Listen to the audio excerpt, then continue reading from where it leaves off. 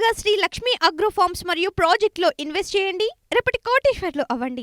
సంప్రదించవలసిన నెంబర్స్. ధర్మద్రోహం బాబుదే, పవిత్రతను కాపాడింది వైఎస్ఆర్ జగన్లే తిరుమలలో 1000 కాళ్ల మండపం, విజయవాడలో 30 ఆలయాలను కూల్చేసిన చంద్రబాబు. ధూపదీప నైవేద్యాల కింద 5338 ఆలయాలకు వైఎస్ జగన్ సాయం. చంద్రబాబు కూల్చివేసిన 30 ఆలయాలు పునర్నిర్మాణం, 2635 నూతన ఆలయాల నిర్మాణం, మరో 300 ఆలయాలు జీర్ణోద్ధరణట. అర్చకుల జీతాలు 5000 నుంచి 10,000కు, 10,000 నుంచి 15,625 రూపాయలకు పెంపు.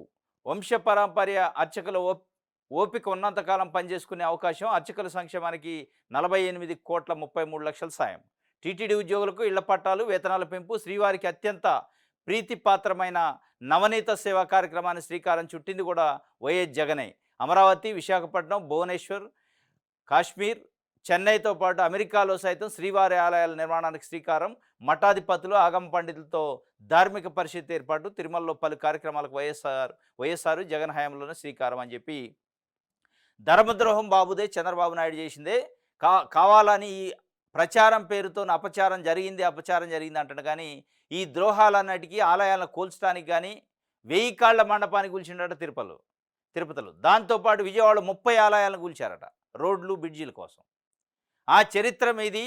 మీరు కూల్చితే నేను నిర్మించిన విజయవాడలో 30 ఆలయాలు, అదే భువనేశ్వరి కానీ, కాశ్మీర్లో కానీ, అమెరికాతో సహా విశాఖపట్నం లాంటి పట్టణాల్లో కూడా టీటీడీకి సంబంధించి తిరుమల, తిరుపతి దేవస్థానాలు నిర్మాణానికి పూనుకున్న ధూపదీప నైవేద్యంలో కూడా 5,000 రూపాయలు అర్చకులకి జీతం అంటే దాన్ని 10,000 చేసిన, 10,000 నుంచి 15,635 రూపాయలు చేసిన పరిస్థితి అటు వైఎస్ఆర్కి కానీ వైఎస్ జగన్మోహన్ రెడ్డికి కానీ చరిత్ర ఉంది.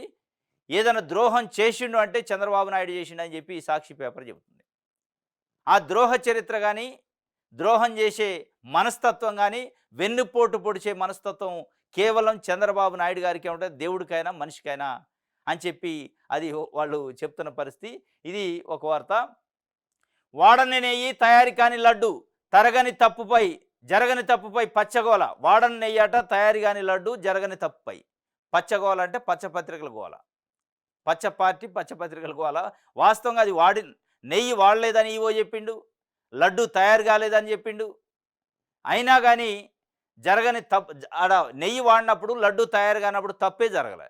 తప్పు జరగనప్పుడు తప్పు జరగని దాని తప్పును గురించి పచ్చ పత్రికలు కానీ, పాంప్లెట్ పత్రికలు కానీ, తెలుగుదేశం పార్టీ నాయకులు ఒకటే గోల చేస్తున్నారు. ఏందా గోల? జగన్మోహన్ రెడ్డి వచ్చి లడ్డూలలో కల్తీ నెయ్యి కలిపిండు, ఆయనే చేతులతో కలిపిండు, కలపటం వల్ల అపవిత్రమైందని చెప్తున్నారు. జగన్మోహన్ రెడ్డికి ఏం సంబంధం? నెయ్యి ఎక్కడిది? కలిపేదేవుడు జగన్మోహన్ రెడ్డి ఎక్కడ ఉండు? ఏమన్నా రిలవెన్స్ ఉండాలి కదా. జూలై 12 నాడు కల్తీ నెయ్యి 4 ట్యాంకర్లు వచ్చింది, దాన్ని తిప్పి పంపినాం. దాంట్లో కొన్ని ఫ్యాట్స్, ఎనిమల్ ఫ్యాట్స్ ఉన్నాయని చెప్పి ఈవో చెప్పారు. ఇక తిప్పి పంపాక కలిపే ప్రసక్తి లేదు, కలపని ప్రసక్తి లేనాక తప్పు జరిగినట్టు కాదు, అపచారం జరిగినట్టు కాదు.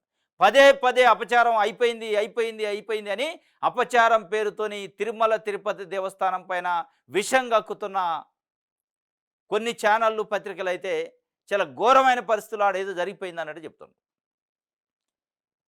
మెజార్టీ హిందూ మతాన్ని విశ్వసించే వాళ్ళు, హిందూ మతస్థులు దాన్ని నమ్మట్ల.